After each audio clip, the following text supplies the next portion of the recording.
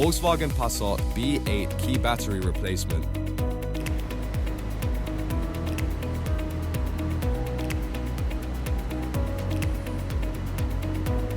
Find where the key blade is located in the fob.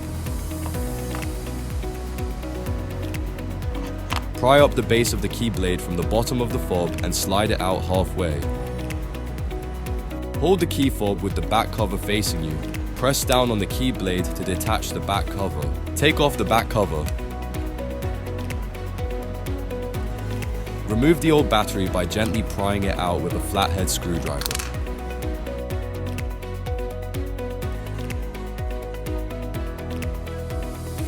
Get the new battery ready for installation. Insert the battery, paying attention to the polarity. Important, you should use a CR2032 battery or one similar. Snap the back cover into place. Push the key blade all the way back in. Make sure the key fob is working. Press the buttons one by one and wait for the car to respond.